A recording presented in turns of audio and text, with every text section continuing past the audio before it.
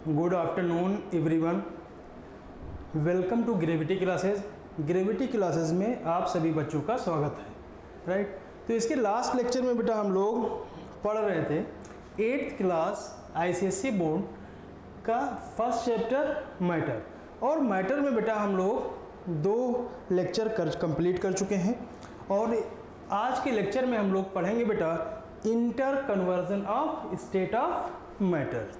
तो आइए बेटा यहीं से हम लोग स्टार्ट करेंगे आज इंटर कन्वर्जन ऑफ मैटर। अगर हम मैटर की बात करें बेटा, तो मैटर के स्टेट की हम लोगों ने बात की थी। कितने स्टेट में डिवाइड किया गया था इसको?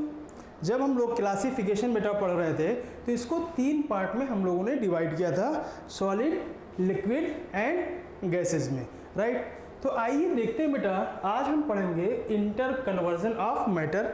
इनके प्रोसेस को समझेंगे और इनके इफेक्ट को देखेंगे कि कौन कौन से फैक्टर इसमें काम करते हैं स्टेट को चेंज करने में या स्टेट कन्वर्ट होने में, कौन कौन सी प्रोसेस होती हैं। ठीक है, तो आइए देखते हैं। मान लेते हैं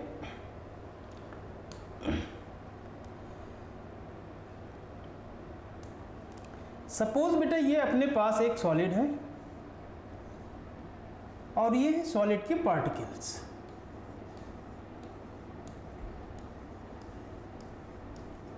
ये एटम हो सकते हैं और मॉलिक्यूल हो सकते हैं। तो ये बेटा अपने पास सॉलिड, राइट, और इसके बाद ये अपने पास है लिक्विड, और ये लिक्विड के जो एटम होंगे वो क्या होंगे बेटा, थोड़ा सा डिस्टेंस पे होंगे, और जो गैसेस के मॉलिक्यूल्स होंगे बेटा वो थोड़ा और दूर होंगे। तो ये है गैसेस के एटम्स या मॉलिक्यूल्स जो और दूर दूर है। ये है सॉलिड आपका, ये है आपके पास लिक्विड, और ये है आपके पास गैसेस। राइट, तो आइए देखते हैं बेटा, मान लेते हैं हम यहाँ पे इसको हीट दे रहे हैं। इसको बेटा ऑन अप्लाइंग हीट, जब हम हीट अप्लाई करते हैं तो आइए देखते हैं होता क्या है। तो अगर हम सॉलिड के पार्टिकल्स में बेटा अगर हीट यहाँ से हम अप्लाई करें, ठीक, तो सबसे पहले क्या होगा कि इनके जो पार्टिकल्स हैं, तो ये पार्टिकल्स के बीच में क्या था, फोर्स ऑफ एट्रैक्शन काम कर रहा था। सबसे पहले ये हीट यहाँ पे एटम क्या करेगी बेटा, एब्जॉर्ब करेगी, और एब्जॉर्ब करने के बाद इनके बीच में जो फोर्स था इनको बेटा क्या करेंगे, ब्रेक करेंगी, फोर्स ऑफ एट्रैक्शन को डिक्रीज करेंगी। और जैसे जैसे फोर्स ऑफ एट्रैक्शन डिक्रीज होगा बेटा, तो हम जानते हैं बेटा कि जो पार्टिकल है वो स्टेट ऑफ मोशन में रहना चाहता है, और जब पार्टिकल स्टेट ऑफ मोशन में रहना चाहता है और यहाँ पे जो फोर्स लग रहा था, फोर्स ऑफ एट्रैक्शन, इसी की वजह से ये एटम साथ साथ रहते थे। अब होगा क्या कि जब यहाँ से हम क्या कर रहे हैं, इनकी फोर्स को ब्रेक कर रहे हैं, ये यहाँ पे बेटा एनर्जी को एब्जॉर्ब किया था, और ये एनर्जी एटम किसके रूप में, पोटेंशियल एनर्जी के रूप में एब्जॉर्ब कर रहा था। अब पोटेंशियल एनर्जी क्या कर रहा है, इनके फोर्स ऑफ एट्रैक्शन को धीरे धीरे ब्रेक कर रहा है, और जैसे जैसे फोर्स ऑफ एट्रैक्शन ब्रेक होगा ये पार्टिकल्स क्या होंगे, थोड़ा थोड़ा दूर जाएंगे, और ये पार्टिकल्स बेटा जैसे जैसे डिस्टेंस पे जाएंगे, और एक टाइम के बाद क्या होगा कि जैसे ये पार्टिकल्स गैसेस के डिस्टेंस के बराबर हुए तो ये क्या हो जाएगी, कन्वर्ट हो जाएगी, यहाँ पे स्टेट चेंज हो जाएगा। और यहाँ पे बेटा जो स्टेट चेंज हुआ इस प्रोसेस का नाम आएगा मेल्टिंग या फ्यूज़न। तो इसको क्या बोलते हैं, इसको बोलते हैं बेटा फ्यूज़न और बेटा मेल्टिंग। राइट, अब यही कुछ प्रोसेस हो रहा होगा लिक्विड्स में। अब अगर लिक्विड को हम क्या करें बेटा, यहाँ पे टेम्परेचर अप्लाई करें, यहाँ पे टेम्परेचर हम दे रहे हैं बेटा कुछ, जैसे जैसे आप टेम्परेचर दोगे फिर यहाँ क्या होगा, लिक्विड के पार्टिकल्स, इनमें भी फोर्स ऑफ अट्रैक्शन से, इन दोनों एटम्स के बीच में क्या है, एक फोर्स ऑफ अट्रैक्शन लग रहा है इनके बीच में, और इनके बीच में क्या है, इस फोर्स ऑफ अट्रैक्शन लग रहा है। ठीक है, और जैसे यहाँ पे हीट अप्लाई हुआ होगा तो यहाँ पे जो पोटेंशियल एनर्जी एब्जॉर्ब हुई, जो एटम्स ने एनर्जी को एब्जॉर्व किया in the form of potential energy, वो पोटेंशियल एनर्जी करेगी क्या, इन पार्टिकल के फोर्स ऑफ अट्रैक्शन को ब्रेक करेगी। और जैसे जैसे फोर्स ऑफ अट्रैक्शन यहाँ बेटा क्या होगा, ब्रेक होगा, इसका मतलब क्या है, अब ये पार्टिकल्स दूर दूर जाना चाहेंगे। क्यों दूर जाना चाह रहे हैं, क्योंकि इनका नेचर है बेटा, ये पार्टिकल्स स्टेट ऑफ मोशन में रहना चाह रहे हैं। अब ये होगा क्या कि यहाँ पे फोर्स ऑफ अट्रैक्शन डिक्रीज हो गया और ये पार्टिकल दूर दूर जाएंगे और एक टाइम में क्या हो जाएगा बेटा, लिक्विड से ये कन्वर्ट हो जाएंगे गैसेस में। इस प्रोसेस को हम लोग बोलते हैं वेपोरेशन, वेपोराइजेशन। क्या बोलेंगे बेटा, वेपोराइजेशन, राइट। अच्छा, यही कुछ काम हो रहा है अगर जस्ट अपोजिट कर दें। आइए देखते हैं, अगर जैसे यहाँ पे हमने क्या देखा बेटा, सॉलिड से हम लिक्विड में आए, कैसे आए, यहाँ पे हीट हमने अप्लाई किया और इनके फोर्स ऑफ अट्रैक्शन को डिक्रीज किया और पार्टिकल्स क्या हुए, दूर दूर गए और स्टेट कन्वर्ट हो गई किसमें, लिक्विड्स में। अब लिक्विड्स में हमने क्या किया, हीट अप्लाई किया तो इनका भी फोर्स ऑफ अट्रैक्शन ब्रेक हुआ और फोर्स ऑफ अट्रैक्शन जिससे ब्रेक हुआ ये पार्टिकल्स दूर दूर गए होंगे और स्टेट कन्वर्ट हो गई। अब इस प्रोसेस को हम लोग बोलते हैं फ्यूजन या मेल्टिंग। इसको क्या बोल रहे हैं बेटा, फ्यूजन या मेल्टिंग। और लिक्विड से अगर गैसेस में कन्वर्ट हो रहा है तो इस प्रोसेस को बोलते हैं वेपोराइजेशन, राइट। अगर इसके जस्ट अपोजिट हम आना चाहे तो होगा क्या, इधर बेटा हम लोग हीट सप्लाई कर रहे थे, ठीक है, और यहाँ से हम लोग हीट निकाल लेंगे, एब्जॉर्ब, यहाँ से हीट गिवन आउट होगी बेटा, यहाँ से हम लोग बाहर निकालेंगे। तो मान लेते हैं बेटा, सपोज अगर यहाँ से हम पार्टिकल्स, जो गैसेस के पार्टिकल्स हैं, इनकी काइनेटिक एनर्जी बहुत ज़्यादा है, इनकी काइनेटिक एनर्जी क्या है बेटा, बहुत ज़्यादा है। अब यहाँ से अगर हम हीट को गिवन आउट करें तो ये होगा क्या, इनकी काइनेटिक एनर्जी डिक्रीज करेगी, क्योंकि पहले एनर्जी ज़्यादा थी, हमने एनर्जी को निकाल दिया। जब एनर्जी निकालेंगे तो एनर्जी घटेगी और जैसे जैसे यहाँ पे एनर्जी घटेगी बेटा तो यहाँ पे क्या होगा, फोर्स ऑफ अट्रैक्शन इंक्रीज करेगा और जैसे जैसे फोर्स ऑफ अट्रैक्शन इंक्रीज करेगा ये पार्टिकल्स पास पास आएंगे और जैसे जैसे पास आएंगे बेटा वैसे क्या होगी, जो गैसेस हैं ये कन्वर्ट होने लगेगी किसमें, लिक्विड स्टेट में। तो आइए देखते हैं तो गैसेस से बेटा अगर हम कहाँ आ रहे हैं, लिक्विड्स में आ रहे हैं, तो इस प्रोसेस को हम लोग बोलते हैं लिक्विफिकेशन। क्या बोलेंगे, लिक्विफेक्शन, राइट, या दूसरा नाम होता है कंडेंसेशन। क्या बोलेंगे इसको, कंडेंसेशन, राइट। अब आते हैं नेक्स्ट, अगर हम आए लिक्विड से कहाँ पे बेटा, सॉलिड में। अब टेम्परेचर को क्या करें और डिक्रीज करें। अब यहाँ पे जो टेम्परेचर है लिक्विड्स में, इन पार्टिकल्स के बीच में जो पोटेंशियल एनर्जी है, यहाँ पे भी क्या है बेटा, पोटेंशियल एनर्जी है और वो पोटेंशियल एनर्जी किस में कन्वर्ट है, पार्टिकल्स मूव कर रहे हैं कंटिन्यूअसली तो वो काइनेटिक एनर्जी में कन्वर्ट है। अब उस काइनेटिक जो एनर्जी है इसको अगर डिक्रीज किया जाए तो पार्टिकल्स क्या होंगे बेटा, पास पास आएंगे और इनके बीच में फोर्स ऑफ अट्रैक्शन इंक्रीज कर जाएगा और जैसे जैसे फोर्स ऑफ अट्रैक्शन इंक्रीज करेगा वैसे वैसे ये स्टेट कन्वर्ट होने लगेगी किसमें बेटा, सॉलिड स्टेट में, राइट। तो ये प्रोसेस क्या कहलाएगी, इसको बोलते हैं बेटा फ्रीजिंग या सॉलिडिफिकेशंस। इस प्रोसेस को क्या बोलेंगे, सॉलिडिफिकेशंस, सॉलिडिफिकेशंस, या दूसरा टर्म हम लोग देते हैं बेटा फ्रीजिंग। क्या बोलेंगे इसको बेटा, फ्रीजिंग, राइट। तो ये है बेटा इंटरकन्वर्जन ऑफ मैटर। अब इन सभी प्रोसेस को हम लोग एक एक करके डील करेंगे, राइट। तो इतना होपफुली आपको अच्छे से समझ में आया होगा। एक बार हम फटाफट इसको थोड़ा सा मेमोराइज करा दे रहे हैं बेटा। अगर सॉलिड से हम कन्वर्ट कर रहे हैं किसमें, लिक्विड्स में, तो इस प्रोसेस का नाम होता है फ्यूजन या मेल्टिंग। अगर यही लिक्विड से कन्वर्ट कर रहे हैं गैसेस में तो इस प्रोसेस को बोलते हैं वेपोराइजेशंस, राइट। अगर गैसेस से हम लोग कन्वर्ट कर रहे हैं लिक्विड्स में तो इस प्रोसेस को बोलेंगे लिक्विफेक्शंस और कंडेंसेशन, राइट। अगर लिक्विड से हम आ रहे हैं बेटा सॉलिड में तो इस प्रोसेस को बोलते हैं सॉलिडिफिकेशन और फ्रीजिंग, राइट। एक प्रोसेस और होती है बेटा, अगर हम बात करें सॉलिड से, एक पॉसिबिलिटीज और है यहाँ पे कन्वर्ट होने के लिए। तो यहाँ पे अगर हम सॉलिड से चले कहाँ पे, डायरेक्ट अगर हम कन्वर्ट कर रहे हैं किसी सब्सटेंस को गैसेस में, तो इस प्रोसेस को बोलते हैं क्या, सब्लिमेशंस। क्या बोलेंगे इस प्रोसेस को, सब्लिमेशंस, सब्लिमेशन, राइट। अब यहाँ पे ध्यान दीजिएगा, ये जो सॉलिड के पार्टिकल होंगे कुछ सब्लिमेबल बेटा सब्सटेंस होते हैं, ठीक है। इनके मॉलिक्यूल्स के बीच में फोर्स ऑफ एट्रैक्शन ऑलरेडी बेटा पहले से ही कम होता है, ठीक है। तो जैसे थोड़ा सा आप हीट देते हो तो ये लिक्विड में ना कन्वर्ट हो करके ये डायरेक्ट कहाँ पे, गैसेस में कन्वर्ट हो जाती है। तो इस प्रोसेस को हम लोग बोलते हैं सब्लिमेशन। अगर यही प्रोसेस वाइस वर्सा हो जाए तो उसको भी हम सब्लिमेशन कह सकते हैं, राइट। तो ये टोटल प्रोसेस यहाँ पे बेटा आपके सिलेबस में जितने प्रोसेस हैं यहाँ पे आ गई हैं। अब एक एक करके हम लोग इसको डील करेंगे, राइट। तो आगे चलते हैं, आइए। अब इसके बाद हम लोग बात करेंगे मेल्टिंग और फ्यूजन।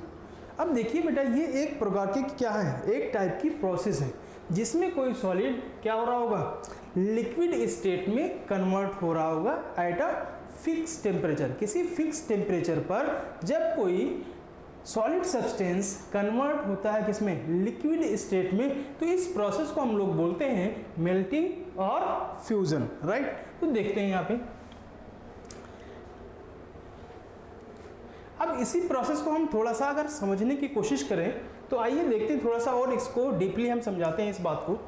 जैसे ये आपके पास है सॉलिड, ये कोई कंटेनर है और इसमें है आपके पास सॉलिड सब्सटेंस जिनके ये पार्टिकल्स हैं बेटा, और ये पार्टिकल हम लोगों ने कंपैरेटिव स्टडी में देखा था कि ये कैसे हैं, कंपैक्टली अरेंज होते हैं, राइट। अब इसी को हम क्या कर रहे हैं, यहाँ पे हीट सप्लाई कर दें, थोड़ा सा हीट इसको देंगे, और जैसे जैसे आप हीट देंगे तो होगा क्या, इसमें बेटा यहाँ पे जो पार्टिकल्स है बेटा, इन पार्टिकल्स में क्या है, फोर्स ऑफ एट्रैक्शन क्या है, मैक्सिमम है, और फोर्स ऑफ एट्रैक्शन ज़्यादा होने की वजह से ये क्लोजली पैक्ड है। अब होगा क्या, जैसे जैसे आप टेम्परेचर दोगे तो इसका क्या होगी, पोटेंशियल एनर्जी इंक्रीज करेगी, और वो पोटेंशियल एनर्जी क्या करेगी बेटा, इन फोर्स ऑफ एट्रैक्शन को ब्रेक करेगी, और ये फोर्स ऑफ एट्रैक्शन क्या होंगे, ब्रेक होंगे बेटा। ये फोर्स ऑफ एट्रैक्शन ब्रेक होंगे और ये पार्टिकल्स दूर दूर जाएंगे और आपका स्टेट कन्वर्ट हो जाएगा कहाँ से, सॉलिड से कहाँ चले जाएंगे बेटा, लिक्विड्स में। अब थोड़ा सा पार्टिकल्स बेटा लिक्विड्स में क्या हो जाएंगे, दूर दूर हो जाएंगे, तो ये आपके पास लिक्विड स्टेट है, राइट। इस प्रोसेस को हम लोग क्या बोलेंगे, मेल्टिंग और फ्यूजन, राइट। तो आइए पढ़ते हैं, आइए बेटा इसको पढ़ लेते हैं, अच्छे से समझ में आया होगा होपफुली। कहते हैं the process in which a substance in solid state on heating convert into a liquid state at fixed temperature is called melting or fusions, right। उम्मीद करते हैं बेटा आपको बहुत अच्छे से ये बात समझ में आई होगी। अब आते हैं इसके बाद एक टर्म आएगा मेल्टिंग पॉइंट, राइट। तो मेल्टिंग पॉइंट बेटा, what is a melting point. तो अगर हम मेल्टिंग पॉइंट की बात करें तो बोलते हैं बेटा दैट टेम्परेचर, जिस टेम्परेचर पर या जिस टेम्परेचर के पॉइंट, जिस पॉइंट ऑफ टेम्परेचर पर कोई सॉलिड कहाँ पे, लिक्विड में कन्वर्ट हो रहा होगा at a atmospheric pressure. Atmospheric pressure पर जब कोई बेटा जिस पॉइंट ऑफ टेम्परेचर पर आपका किसमें बेटा, आपका सॉलिड कन्वर्ट हो रहा होगा लिक्विड स्टेट में, वो पॉइंट क्या कहलाएगा, मेल्टिंग पॉइंट कहलाएगा।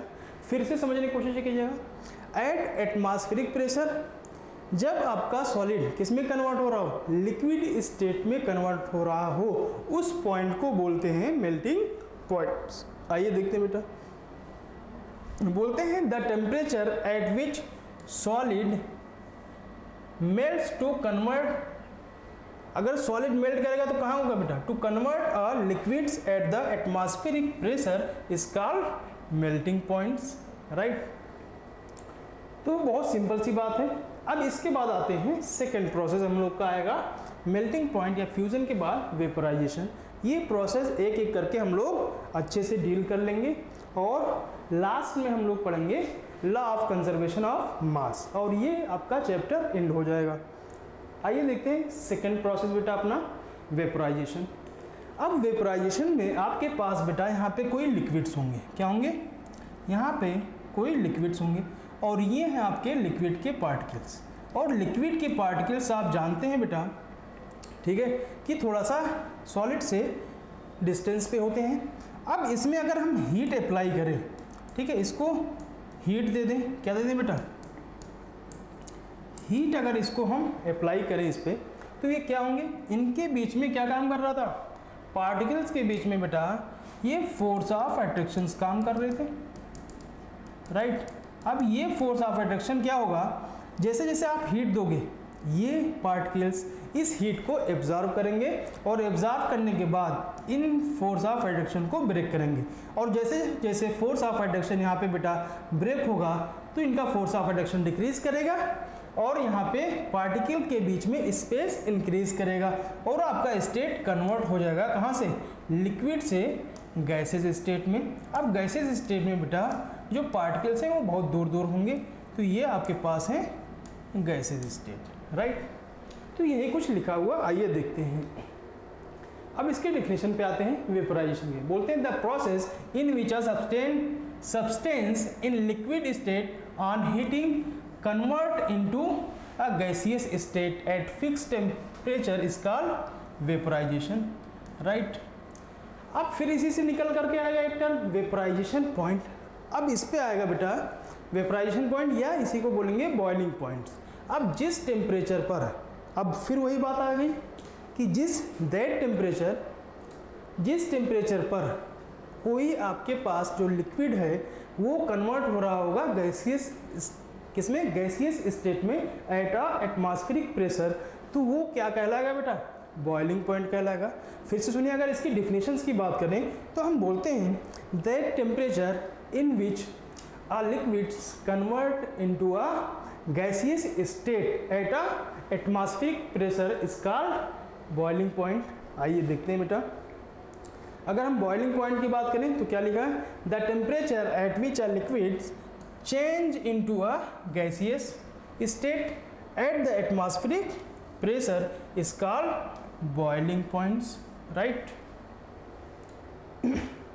तो ये हो गया बेटा दो प्रोसेस अपनी, मेल्टिंग या फ्यूजन, दूसरा वेपोराइजेशन, राइट। अब थर्ड प्रोसेस की हम लोग बात करते हैं, कौन सा है अपना, लिक्विफेक्शन और कंडेंसेशन। अब यहां पे बेटा सॉरी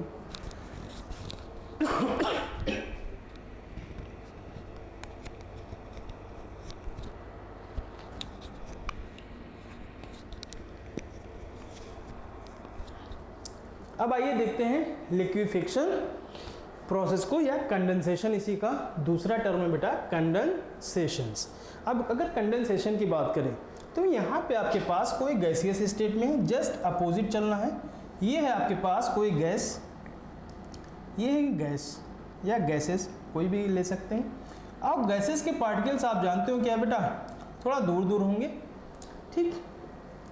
अब होगा क्या, अब इसकी जो काइनेटिक एनर्जी है, हम लोग क्या जानते हैं कि जो गैसेस हैं इसकी काइनेटिक एनर्जी क्या होती है, बहुत ज़्यादा होती है। तो इनके पार्टिकल क्या होते हैं, रैंडम मोशन करते रहते हैं बेटा।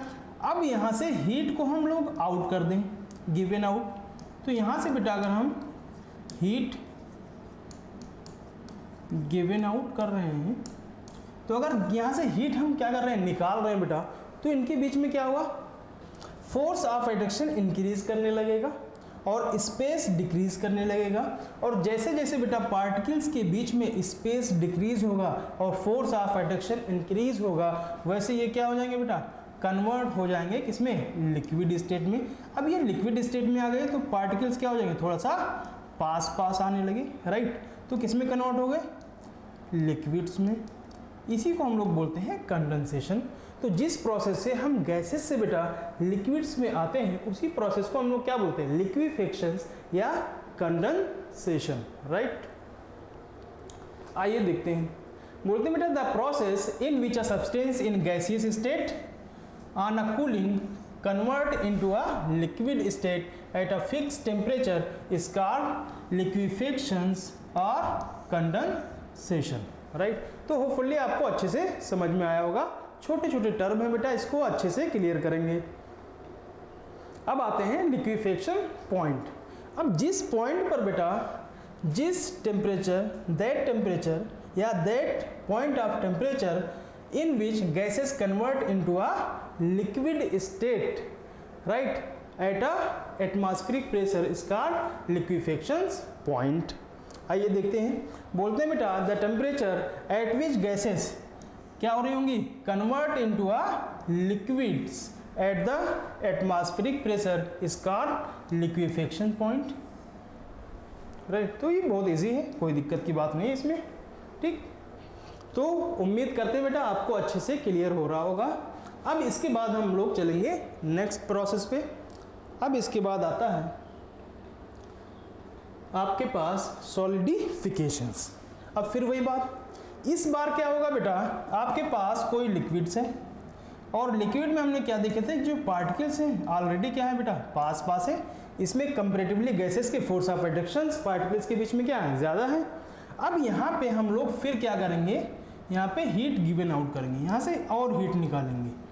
अच्छा, हीट अगर गिवन आउट कर रहे हैं बेटा, इसका मतलब क्या हुआ कि कूलिंग हो रही है कि नहीं हो रही है। ये अगर यहाँ पे कहीं पे हीट है, ठीक है, मान लेते हैं यहाँ पे अगर हाथ पे ही अगर हम हीट रख ले और हीट को आउट कर दें तो ये कूल होने लगेगा, ठंडा महसूस होगा। ऐसे बेटा अगर यहाँ से हम हीट गिवन आउट कर रहे हैं तो इसका मतलब क्या हो रहा है कि जो अंदर का सिस्टम है यहाँ पे क्या हो रहा होगा, एनर्जी डिक्रीज कर रही होगी, तो आपको प्रोसेस क्या दिखेगी, कूलिंग, थोड़ा सा ठंडा दिखेगा, तो ये कूलिंग वाली प्रोसेस हो जाएगी।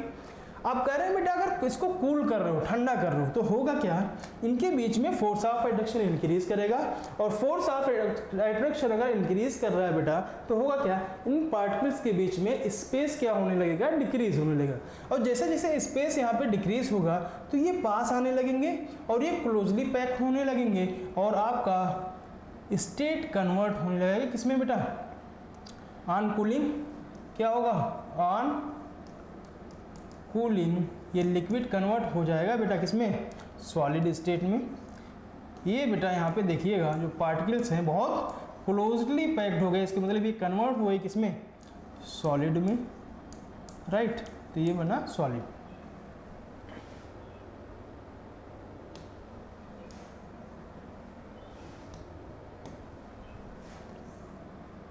थोड़ा सा अच्छा नहीं लग रहा था बेटा कूलिंग, ठीक। तो ये प्रोसेस हुई सॉलिडिफिकेशन की। आइए पढ़ते हैं बेटा।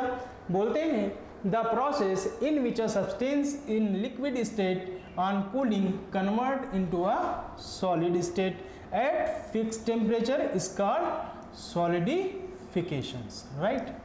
तो ये बेटा आपके पास सॉलिडिफिकेशन की प्रोसेस कंप्लीट हुई। अब आते हैं सॉलिडिफिकेशन पॉइंट। जैसे हमने क्या देखा, मेल्टिंग पॉइंट देखा, बॉइलिंग पॉइंट देखा, ऐसे देखा बेटा वेपोराइजेशन पॉइंट या कंडेंसेशन पॉइंट, ठीक है। ऐसे हम देखने जा रहे हैं सॉलिडिफिकेशन पॉइंट। अब बोलते हैं बेटा एट अ एटमॉस्फेरिक प्रेशर, क्या है, एट अ एटमॉस्फेरिक प्रेशर बेटा क्या होगा, यहाँ पे liquid convert into a solid state. तो जिस पॉइंट ऑफ टेम्परेचर पर कोई लिक्विड सॉलिड में कन्वर्ट होता है वही पॉइंट ऑफ टेम्परेचर क्या कहलाता है बेटा, सॉलिडिफिकेशन पॉइंट कहलाता है, राइट। आइए देखते हैं।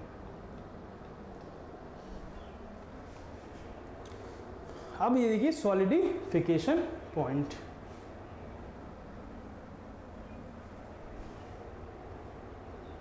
क्या लिखा है, the temperature at which a liquid convert into a liquid convert into a solid, right, at the atmospheric pressure is called solidification point, right। अब अपने पास बेटा 4 प्रोसेस कंप्लीट हो गई हैं। इसके बाद हम लोग लास्ट प्रोसेस देखेंगे, कौन सा इसका आएगा, सब्लिमेशंस। क्या देखेंगे बेटा इसके बाद, सब्लिमेशंस।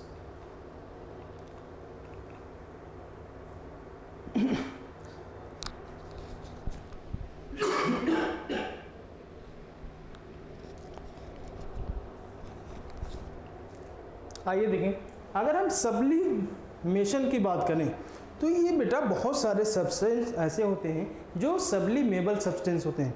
अब what is a sublimable substance क्या है?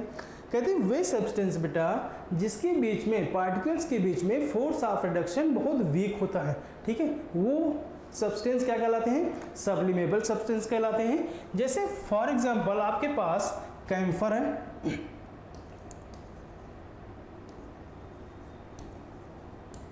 कैम्फर है बेटा, आपके पास अमोनियम क्लोराइड है, क्या है? अमोनियम क्लोराइड है, राइट।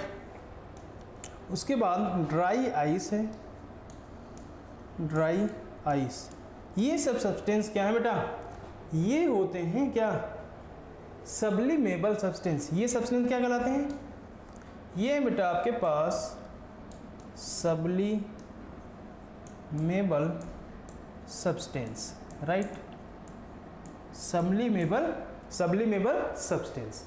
अब ये एक्चुअली होगा क्या कि ये जो मान लेते हैं आपके पास है कैम्फर, ये कोई कैम्फर का टुकड़ा है,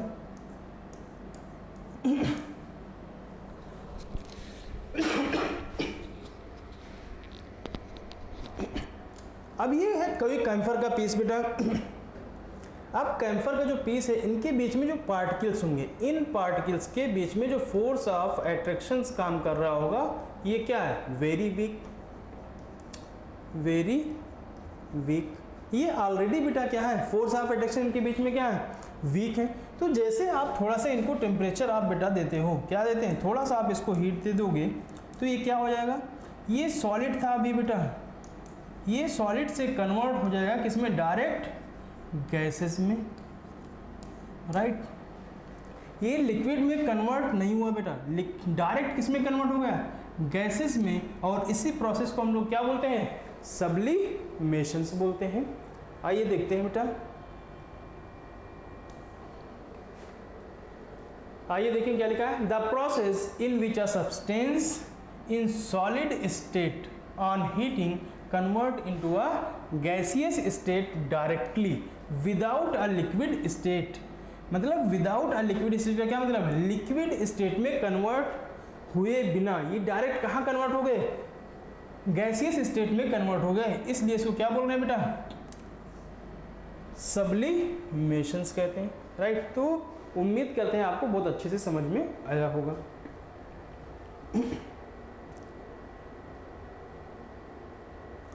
अब आते हैं इनके एग्जाम्पल्स पे बेटा। अगर एग्जाम्पल देखें तो क्या है आपके पास? कैम्फर्स हैं, आयोडीन है, नेप्थेलीन है, ड्राई आइस है, ETC। ऐसे बहुत सारे एग्जाम्पल्स होते हैं जो सब्लिमेबल सब्सटेंस कहलाएंगे। और ये कौन सी प्रोसेस अपनाते हैं बेटा कन्वर्ट होने के लिए? सब्लिमेशन। ये डायरेक्ट सॉलिड से बेटा कन्वर्ट हो जाते हैं गैसियस स्टेट में, राइट। अब इसके बाद आता है सब्लिमेशन पॉइंट। तो अगर हम सब्लिमेशन पॉइंट की अगर बात करें तो आइए, अगर नहीं है तो देख लेते हैं यहाँ पे।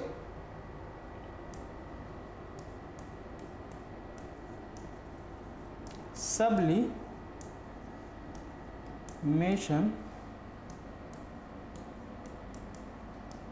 Points, right. तो अगर हम सब्लिमेशन पॉइंट की बात करें तो बोलते हैं दैट पॉइंट या that temperature, that point of temperature in which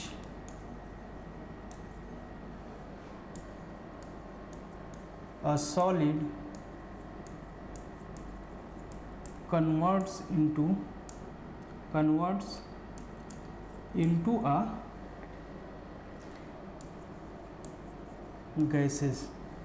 gases at a atmospheric pressure, at a atmospheric pressure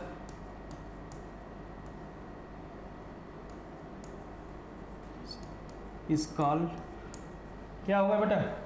sublimation point is called sublimation point,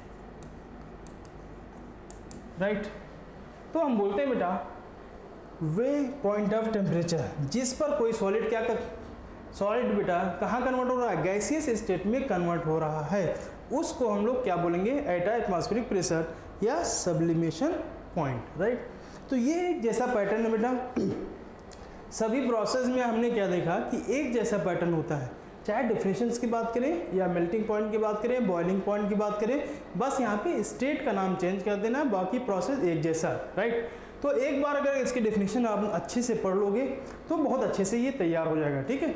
और इसमें से एक क्वेश्चन एग्जाम में ज़रूर मिलता है, राइट। तो इसको सभी प्रोसेस को आपको अच्छे से आना चाहिए। तो उम्मीद करते हैं बेटा आपको ये सभी प्रोसेस अच्छे से समझ में आई होंगी। अब इसके बाद हम लोग चलेंगे नेक्स्ट टॉपिक पर, जो इस चैप्टर के बेटा लास्ट टॉपिक है, जिसको हम लोग बोलते हैं लॉ ऑफ मास कंजर्वेशंस। तो आइए देखते हैं बेटा, आइए देखिए law of conservation of mass. तो अगर हम बात करें बेटा लॉ ऑफ कंजर्वेशन ऑफ मास की, तो अपने पास एक साइंटिस्ट हैं, कौन से, एंटोनी लावोजियर साहब। एंटोनी लावोजियर साहब ने बेटा 1789 में क्या किया, 1789 में सबसे पहले एक एक्सपेरिमेंटल एविडेंस के बेसिस पर इनको फार्मूलेट किया, ठीक है। और इन्होंने अपना स्टेटमेंट दिया, क्या, लॉ ऑफ कंजर्वेशन ऑफ मास को बेटा सबसे पहले एक साइंटिस्ट एंटोनी लावोजियर साहब 1789 में formulated the law of the result of experimental evidence. अगर एक्सपेरिमेंटल एविडेंस के बेसिस पर इनकी लॉ को सबसे पहले बेटा फार्मूलेटेड किया था किस साइंटिस्ट ने, एंटोनी लावोजियर साहब ने सन 1789 में। अब आते हैं बेटा इनका स्टेटमेंट क्या था।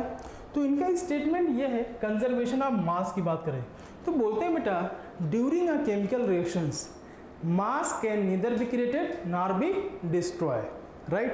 क्या बोला इन्होंने, इन्होंने अपने स्टेटमेंट में बताया कि जब भी कोई केमिकल रिएक्शंस होती हैं तो before reactions and after reaction means reactant का जो मास है वही प्रोडक्ट का मास होगा। तो रिएक्शन से पहले ड्यूरिंग अ केमिकल रिएक्शंस क्या होंगे बेटा, मास can neither be created nor be destroy. ये तो इनका स्टेटमेंट था। अब स्टेटमेंट को अगर हम समझें तो होगा क्या कि जब भी रिएक्शंस होती हैं तो हम लोग जानते हैं कि एक तरफ रिएक्टेंट होते हैं, दूसरी तरफ जब उसमें रिएक्शंस होंगी तो प्रोडक्ट का फॉर्मेशन होगा या न्यू सब्सटेंस का फॉर्मेशन होगा, राइट। अब ये जो रिएक्टेंट का मास है, अगर ये बैलेंस इक्वेशन है बेटा, तो जो रिएक्टेंट का मास होगा ना वही प्रोडक्ट का मास होगा, ठीक है। तो ये आपस में इक्वल होते हैं, यही स्टेटमेंट एंटोनी साहब ने बताया था। तो आइए देखते हैं स्टेटमेंट को सबसे पहले।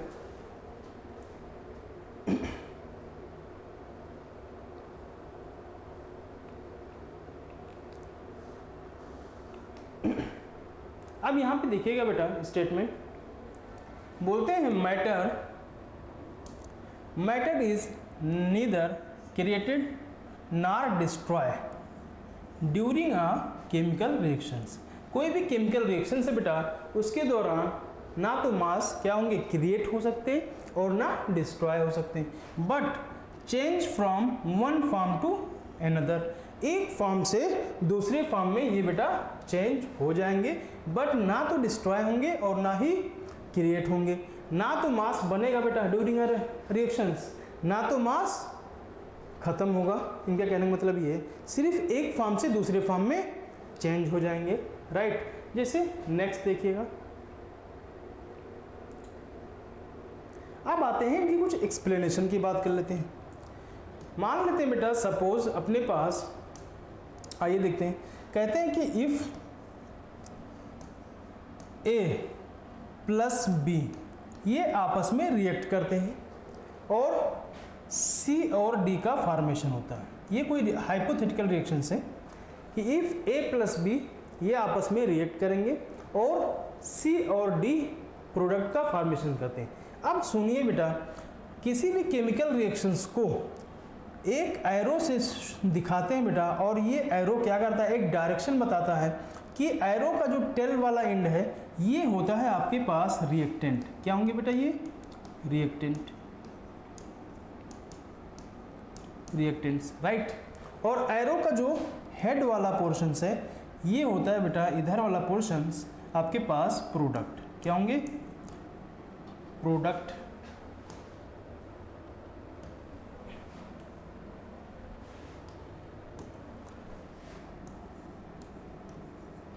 राइट। अब इसी को बोलते हैं लेफ्ट हैंड साइड, और इधर है आपके पास राइट हैंड साइड। तो चाहे राइट हैंड साइड के बेसिस की बात करें या रिएक्टेंट और प्रोडक्ट के बेसिस पे बात करें, रिजल्ट एक ही निकल के आएगा। तो हम बोलते हैं बेटा अगर right hand side equal to हो जाए लेफ्ट हैंड साइड, इसका क्या मतलब है कि अगर राइट हैंड साइड के जो भी एटम्स हैं या मॉलिक्यूल्स हैं उनके अगर नंबर्स बेटा किसके लेफ्ट हैंड साइड के इक्वल्स हो जाते हैं, तो ये आपके रिएक्शंस कहलाती है बैलेंस केमिकल इक्वेशंस। क्या कहलाएगी, बैलेंस केमिकल इक्वेशंस। राइट। अब बैलेंस केमिकल इक्वेशन, एक बात जानना बहुत इंपॉर्टेंट है बेटा कि जो भी law of conservation mass apply होगा वो बैलेंस केमिकल इक्वेशंस पर ही अप्लाई होता है। राइट। अनबैलेंस केमिकल इक्वेशंस पे ये अप्लाई नहीं होते हैं। अगर हम रिएक्शंस की बात करें तो अपने पास दो ही टाइप के रिएक्शंस हैं, आगे वाले नेक्स्ट चैप्टर में हम लोग पढ़ेंगे भी अच्छे से। ठीक है, एक होता है बेटा बैलेंस केमिकल रिएक्शंस, एक होता है अनबैलेंस केमिकल इक्वेशंस। तो ये जो लॉ फॉलो होगा या जो रूल अप्लाई होगा बेटा वो किस पे होगा, बैलेंस केमिकल इक्वेशंस पर ही फॉलो होता है। राइट। तो ये बात बहुत इंपॉर्टेंट है, इसको आप याद रखेंगे। ठीक है, यहाँ पे हम लिख देते हैं बेटा, यहाँ पे हम लिख भी दे रहे हैं this law is applied for balance chemical equations, balance chemical equations. Right. ये लॉ किस पे फॉलो हो रहा होगा, सिर्फ बैलेंस केमिकल इक्वेशंस पर फॉलो होगा। ठीक है, आइए देखते हैं बेटा, अगर ये क्या है फिर से A प्लस बी आपस में रिएक्ट कर रहे हैं और C और D का फॉर्मेशन हो रहा है, तो इस पे कैसे ये लॉ लगेगा, तो आइए देखते हैं। नेक्स्ट क्या कहते हैं बेटा, मास ऑफ A का मास, रिएक्टेंट को ध्यान से देखिएगा, A का मास इसको सम करेंगे बेटा प्लस मास ऑफ B, इन दोनों का मास A का मास और B का मास ये इक्वल होगा mass of C plus mass of D। ये किसके according, law of conservation of mass के अकॉर्डिंग देखें बेटा। तो according to law of conservation of mass क्या होगा, mass of A plus mass of B equal to mass of C plus mass of D होगा। तो बोलते हैं that is total mass of reactant, reactant का जो टोटल मास होगा वो इक्वल टू होगा टोटल मास ऑफ प्रोडक्ट के। राइट। तो ये बेटा लॉ था इनका, इसका एंटोनी लेवोजियर साहब ने दिया था, law of conservation of mass. तो उम्मीद करते हैं बेटा ये कॉन्सेप्ट आपको अच्छे से समझ में आया होगा। तो इसको बेटा हम थोड़ा सा एक फास्ट या क्विक रिवीजन देते हैं इसको और इसको एंड करते हैं। तो बोलते हैं law of conservation of mass, according to law of conservation of mass beta, matter is neither created nor be destroyed during a chemical reactions but change from one form to another। right। जैसे for example बोले बेटा आपके पास कोई reactant है A plus B, ये आपस में react करते हैं और C और D का फॉर्मेशन करते हैं प्रोडक्ट में। अब आते हैं according to law of conservation of mass, तो mass of A plus mass of B equal to होगा mass of C plus mass of D के। और ये टोटल हम दूसरे तरीके से बोल सकते हैं कि टोटल मास ऑफ रिएक्टेंट होगा equal to total mass of product के। राइट। अभी इस पे एक एक्सपेरिमेंट है, इसको भी प्रूव करेंगे बेटा और ये रिएक्शंस को और अच्छे से समझ में आएगी आपके। आते हैं नेक्स्ट बात कर लेते हैं एक्सपेरिमेंट की, और इस एक्सपेरिमेंट का नाम होता है बेटा रो-डाल्ट एक्सपेरिमेंट। क्या है, लैंड-डाल्ट एक्सपेरिमेंट, सॉरी। इस एक्सपेरिमेंट को बोलते हैं लैंड-डाल्ट एक्सपेरिमेंट। आइए इस एक्सपेरिमेंट को समझते हैं। अगर ये एक्सपेरिमेंट आपको अच्छे से समझ में आ जाएगा तो इनका स्टेटमेंट बहुत अच्छे से समझ में आएगा। सबसे पहले हमने स्टेटमेंट पढ़ा है, एक्सपेरिमेंट स्टार्ट में नहीं पढ़ाया। क्यों? क्योंकि जैसे जैसे आपको डेफिनेशन समझ में आई, ठीक है, उसके बाद स्टेटमेंट समझ में आ गया, अब इसको समझना बहुत इजी हो जाएगा बेटा, इसलिए हम लोग सबसे लास्ट में ले रहे हैं इनका एक्सपेरिमेंट। किसका? एक साइंटिस्ट कौन थे बेटा?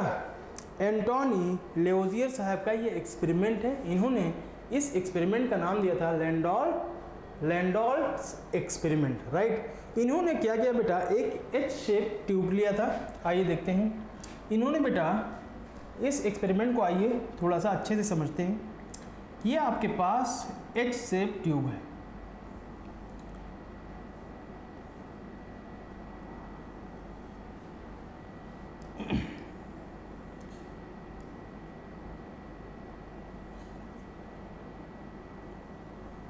ये आपके पास है ट्यूब।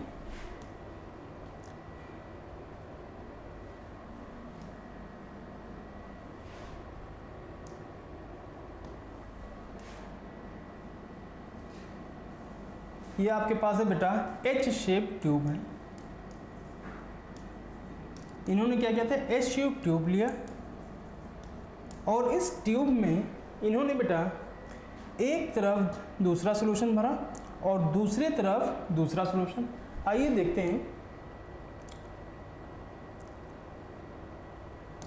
अगर हम इसकी बात करें तो यहाँ पे हमने रखा सोडियम क्लोराइड को, इसको एक साल्ट है अपने पास सोडियम क्लोराइड। सोडियम क्लोराइड को बेटा यहाँ पे हमने पुट किया इस वाले लिंब में, और दूसरा हमने सिल्वर नाइट्रेट लिया बेटा AgNO3 इस वाले लिंब में। क्या है बेटा, AgNO3 का सॉल्यूशंस लिया, ये एक्वस में, ठीक है। ये भी कैसा है, एक्वस सॉल्यूशन फॉर्म में, ठीक है। अब सबसे पहले इन्होंने क्या किया, एंटोनी लेवोजियर साहब ने, कि एच शेप जो आपने ट्यूब लिया था, जब ये ट्यूब पूरी क्या थी, एम्प्टी थी, तो उसको वेट कर लिया, राइट। अब वेट करने के बाद बेटा सेकेंड स्टेप में इन्होंने क्या किया, इन साल्ट के सॉल्यूशंस को रखा। इसके अदर दूसरा सॉल्यूशन भी हो सकता है, अभी आपको बता रहे हैं, जैसे बेरियम सल्फेट भी ले सकते हो। बेरियम सल्फेट बेटा बेरियम क्लोराइड ले लो और सोडियम सल्फेट ले लो, उसको भी आप वेट कर सकते हो। तो पहले एक कंपाउंड से हम लोग इसको समझ लेते हैं अच्छे से। तो इन्होंने बेटा सबसे पहले क्या किया, ये जो लिम्ब थे, ठीक है, एच शेप जो ट्यूब थी, इस ट्यूब को क्या किया बेटा, इधर कनेक्टेड है एक दूसरे में, पहली बात। और जब ये पूरा का पूरा एम्प्टी था तो इसको वेट कर लिया इन्होंने। और दूसरी तरफ जब इसको सॉल्यूशन, सेकेंड स्टेप में बेटा सॉल्यूशन को इसमें फिल किया, और जब सॉल्यूशन को फिल किया तो उसको भी इन्होंने क्या किया, वेट कर लिया। सॉरी। थर्ड स्टेप में इन्होंने क्या किया कि इनको ट्यूब को अच्छे से इन्होंने शेक किया। जब ये शेक कर लिए तो क्या हो गए, इनके आपस में रिएक्शंस हो गई। रिएक्शंस क्या होगी, जैसे आपके पास है बेटा सोडियम क्लोराइड, ये है एक्वस फॉर्म में, दूसरा आपके पास सिल्वर का नाइट्रेट,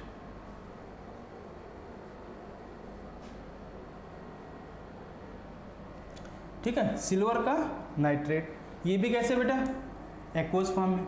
जब इसको इन्होंने शेक किया होगा, ठीक है, तो कंपाउंड्स बना बेटा, इसके आपस में रिएक्शंस हुई और रिएक्शन से न्यू सब्सटेंस का फॉर्मेशन हुआ।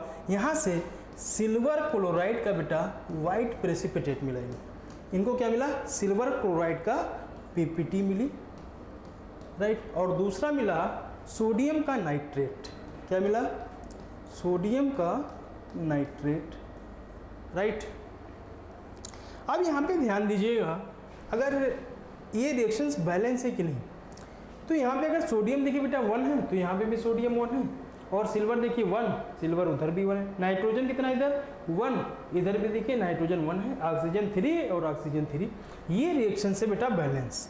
तो सबसे पहले ये चेक करना पड़ेगा रिएक्शंस बैलेंस है कि नहीं, क्योंकि हम लोग जानते हैं, ठीक है, कि कंजर्वेशन ऑफ मास लॉ जो है वो किस पे अप्लाई होता है, बैलेंस केमिकल इक्वेशंस पर अप्लाई होता है।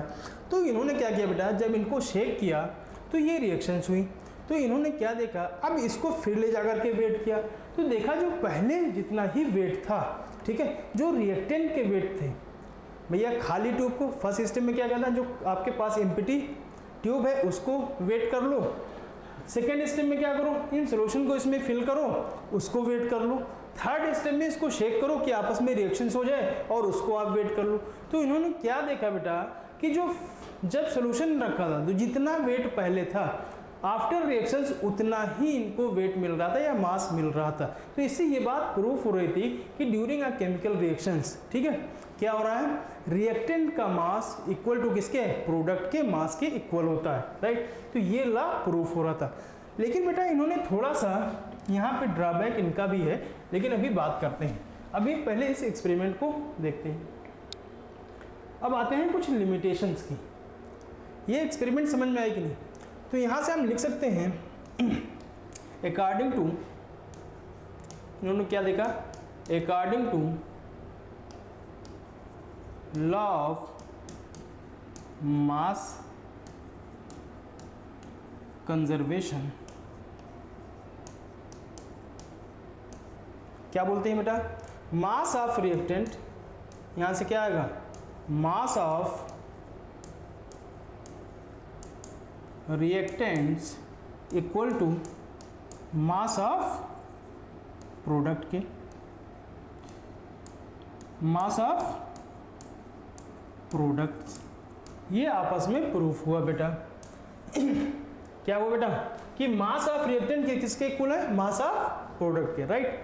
तो ऐसे बेटा अगर सेकेंड स्टेप में इन्होंने क्या लिया था, यहाँ लिया था बेटा sodium chloride, sodium chloride aqueous form में, और दूसरा बेरियम सल्फेट आपके पास होगा, ये भी है एक्वस फॉर्म में। ये फर्स्ट लिम्ब है बेटा, ठीक है, और ये सेकेंड लिम्ब में रखा। और जब इसको इन्होंने शेक किया, इनके पार्टिकल्स पास पास में आए और इसमें इफेक्टिव कोलिजन हुआ होगा और आपस में रिएक्शंस हुई होगी और न्यू सब्सटेंस का यहाँ पे फॉर्मेशन होगा। तो न्यू सब्सटेंस जो बना, यहाँ से क्या बनेगा, तो यहाँ से बनेगा बेटा बेरियम का क्लोराइड, बेरियम का क्लोराइड, इसका बनेगा प्रेसिपिटेट, और दूसरा आपके पास है सोडियम का सल्फेट। ये है आपके पास सॉल्युबल एक्वस फॉर्म में, राइट। अब इनको देखा गया कि इनका जो मास है, mass of sodium chloride plus barium sulphate, इनका जो मास है, तो मास ऑफ रिएक्टेंट, हमने क्या बोल दिया, मास ऑफ रिएक्टेंट, ये किसके बराबर है, मास ऑफ प्रोडक्ट के। तो यहाँ पे बेटा ये बात प्रूफ हुई क्या, कि जो लॉ ऑफ कंजर्वेशन ऑफ मास है वो क्या है, बैलेंस केमिकल इक्वेशंस पर लगते हैं, राइट। तो ये था बेटा law of conservation of mass, right. अब इसके बाद आते हैं इनके ड्रॉबैक पे।